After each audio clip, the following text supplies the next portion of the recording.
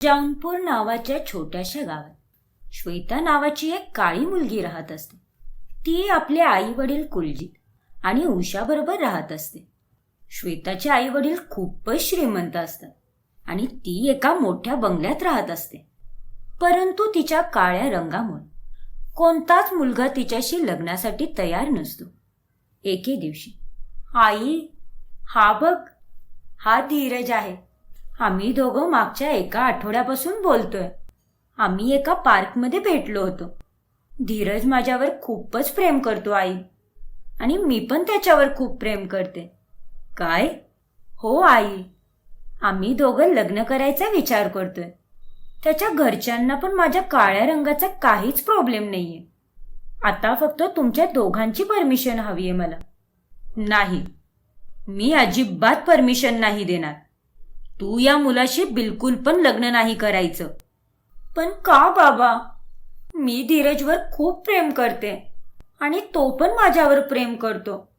मग आम्ही दोघांनी लग्न केलं तर काय प्रॉब्लेम आहे? श्वेता, तू स्वतःला पाहिलंयस का? अगं, तो मुलगा किती सुंदर दिसतो. आणि तू बघ, तुला काय वाटतं, त्याला काय कोणती सुंदर मुलगी नाही मिळू शकत? मी चांगलंच ओळखते अशा मुलांना. हा फक्त तुझ्या पैशाच्या मागे आहे. हो, हे अगदी खरं आहे. श्वेता, तुझी आई एकदम बरोबर बोलतीये. पण आई बाबा, असं काहीच नाहीये. माझ्यावर विश्वास ठेवा. धीरज एक खूपच चांगला मुलगा आहे. त्याच्या घरचे पण खूप प्रेमळ लोक आहेत. त्यांच्यामध्ये जरा सुद्धा लालच नाहीये. हे बघ श्वेता, आम्हाला जे सांगायचं होतं ते तुला सांगितलं आम्ही. पण आता यापुढचा निर्णय तुझा आहे. श्वेता धीरजच्या प्रेमामध्ये आंधळी झालेली असते आणि ती धीरज बरोबर लग्न करून त्याच्या घरी जाते. श्वेताच्या सासरी तिची सासू जया, सासरा राजेंद्र आणि नवरा धीरज असतो. वेलकम श्वेता, माझ्या या छोट्याशा घरात तुझं स्वागत आहे. अरे बाजूला हो, माझी सून आलीये घरी, मला तिचं स्वागत करू दे. मग जया श्वेताची आरती करते आणि तिचं घरात स्वागत करते. श्वेताला तिच्या सासरी खूपच प्रेम मिळते. हे घे श्वेता, ही रसमलाई खा, आणि हे छोले भटुरे पण तुलाच खायचेत. हे स्पेशली मी तुझ्यासाठी बनवले. थँक्यू आई, तुम्ही खरंच खूप चांगले आहात. हो ग बाळा, पण तुझ्या एवढी नाही. हे घे श्वेता, हे माझ्याकडून तुझ्यासाठी वेडिंग गिफ्ट. थँक्यू धीरज. त्या दिवशी रात्री धीरज आणि श्वेता खूप रोमॅन्स करतात आणि एकत्र चांगला वेळ घालवतात. एक आठवड्यानंतर श्वेता तिच्या माहेरी जाते आणि आई वडिलांना तिचे फोटोज दाखवते. हे बघ आई, या फोटोवरून तुला कळतच असेल ना की माझे सासरचे लोक माझ्यावर किती प्रेम करतात. बघतीयस ना? श्वेता, हे सगळं पैशासाठी तुझ्याशी एवढं चांगलं वागतायत. तू एक काम कर, तू यांना सांगून दे की आम्ही लोकांनी तुला प्रॉपर्टीमधून बेदखल केले. मग बघ सगळ्यांचं वागणं कसं बदलतं ते. अगं आई, काय तू पण, असं काहीच नाही होणार बघ. हो श्वेता, तुझी आई अगदी बरोबर बोलतीये. एकदा हे करून तरी बघ, म्हणजे तुला पण सगळ्यांचे खरे चेहरे दिसतील. आपल्या आई वडिलांचं हे बोलणं ऐकून श्वेता थोडी कन्फ्यूज होऊन जाते. ठीक आहे आई बाबा, तुम्ही जसं बोलताय मी तसंच करेन, आणि तुम्हाला पण प्रूफ करून दाखवेल की माझी सासरची लोक लालची नाही आहेत. त्यांचं माझ्यावर प्रेम आहे, पैशावर नाही. मग श्वेता उदास चेहरा घेऊन आपल्या सासरी जाते. काय झालं श्वेता, तू एवढी का रडतीयस? तू तर माहेरी गेली होतीस ना? हो धीरज, आई बाबा माझ्यावर खूपच नाराज आहेत. त्यांनी तर मला प्रॉपर्टीमधून पण बेदखल केलं.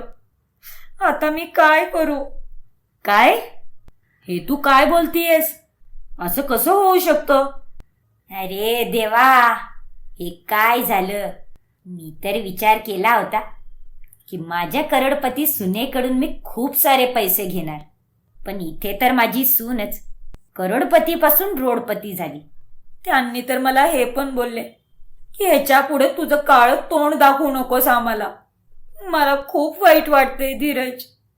आता मी काय करू? आता काय करू शकतेस तू? बस रडत, बावळट कुठली. धीरजचं वागणं अचानकच बदलून जातं आणि तो श्वेतावर चिडून त्याच्या रूममध्ये निघून जातो. दुसऱ्या दिवशी श्वेता तिच्या सासू सासऱ्यांसाठी चहा आणि नाश्ता घेऊन जाते. आई बाबा, हे घ्या चहा आणि नाश्ता. ते सगळं ठेव इथं आणि निघून जा. देऊन देऊन तू चहा आणि नाश्ता देऊ शकतेस आम्हाला. या व्यतिरिक्त तुझ्याकडून आम्ही कायच अपेक्षा करू शकतो, काळी कुठली. आता आमचं तोंड काय बघत बसलीयस? जा, जाऊन दुसरी कामं कर जा. बिंडोक कुठली, अर्धवटासारखं तोंड बघत बसलीये इथं. श्वेताला तिच्या सासू सासऱ्यांचा बदललेला चेहरा पाहून खूपच वाईट वाटतं. त्यानंतर ती धीरजकडे जाते. धीरज, काय करतोयस तू? बिझी तर नाही आहेस ना? चल ना, आपण काही दिवसांसाठी थोडं बाहेर फिरून येऊ. खूप मजा येईल आपल्याला. आपण दोघं तर अजून हनीमूनला पण नाही गेलो. ए बाई, तू तर जरा शांतच बस. तुझा तो भसाडा आवाज ऐकून आणि ते काळं तोंड पाहून माझं डोकंच फिरले आणि मला तुझ्याबरोबर हनीमूनला यायला काहीच इंटरेस्ट नाहीये. जर माझ्या मित्रांना कळालं की मी तुझ्यासारख्या काळ्या पोरीबरोबर हनीमूनला गेलोय तर ते माझा किती मजाक बनवतील याचा काही विचार तरी केलायस का तू? ते तर हेच म्हणतील ना की नवरा कसा दुधासारखा पांढरा आणि बायको कोळशापेक्षा पण काळी. आता हे तुझं काळं तोंड घेऊन जा तिकडं आणि मला झोपू दे. एवढं बोलून धीरज झोपून जातो. मग श्वेता आपला चेहरा आरशात पाहते आणि तिला खूप रडायला येतं.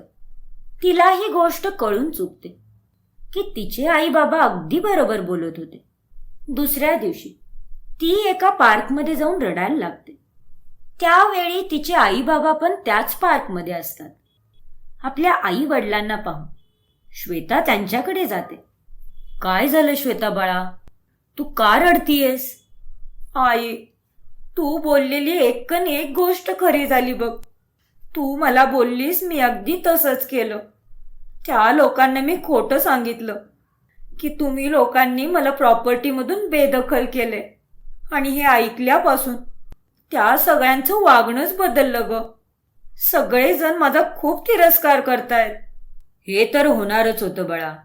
म्हणूनच आमची इच्छा नव्हती की तू या मुलाची लग्न करावंस. कधी तर आपल्या आई वडिलांचं पण ऐकायचं जरा. आई बाबा, प्लीज मला माफ करा. बा श्वेता, आता रडायचं बंद कर. तुला समजलंय ना की या जगामध्ये कशी लोक असतात आणि तू काळी असली म्हणून काय झालं? कोण ना कोण तुझ्यावर नक्की प्रेम करेल बघ.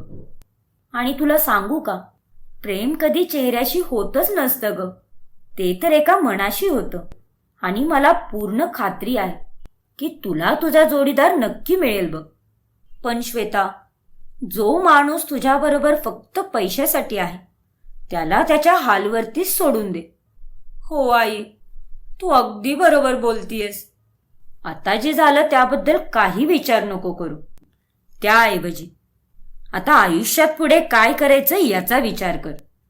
हो आई, आता यापुढे मी असंच करेल. मग श्वेता परत तिच्या सासरी निघून जाते आणि तिथे जाऊन धीरजच्या समोर हसत उभी राहते.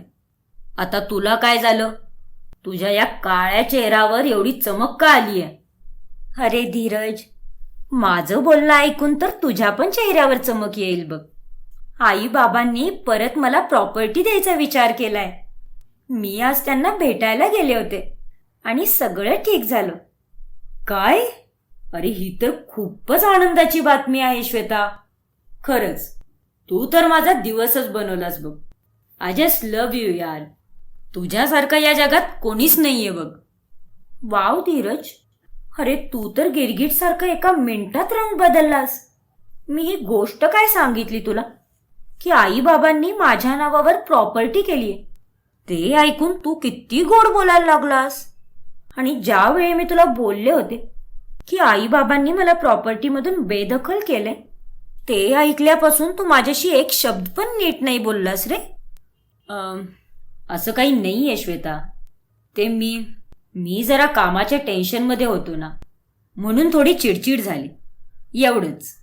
बास धीरज, आता तुला अजून खोटं बोलायची काहीच गरज नाहीये. मी सगळा तुझा खोटेपणा पाहिलाय. तू माझ्याशी फक्त आणि फक्त पैशासाठीच लग्न केलं होतं. तुला माहितीये धीरज, मला माझ्या आईबापांनी कधीच प्रॉपर्टीमधून बेदखल केलं नव्हतं. उलट त्यांनीच मला हे नाटक करायला लावलं होतं, जेणेकरून मला तुम्हा लोकांचा खोटेपणा समजेल. अगं श्वेता, तू मला चुकीचं समजतीयस. माझं ऐकून तरी घे. नाही, मला तुझं काहीच ऐकायचं नाहीये. आणि आत्ता आपल्या दोघांमध्ये बोलण्यासारखं काहीच उरलं नाहीये. मी आत्ता या क्षणालाच हे घर सोडून चाललीये. मला तुझ्याबरोबर कोणतंच नातं नाही ठेवायचं. आता आपलं बोलणं डायरेक्ट कोर्टात होईल, ते पण माझ्या वकिलाकडून. भेटू मग कोर्टात. ये तिथे डिव्होर्स पेपर्स साईन करायला. एवढं बोलून श्वेता तिथून निघून जाते आणि तिचं बोलणं ऐकून धीरज तर दंगच राहून जातो. आणि अशा प्रकारे शेवटी ते दोघे पण वेगळे होतात.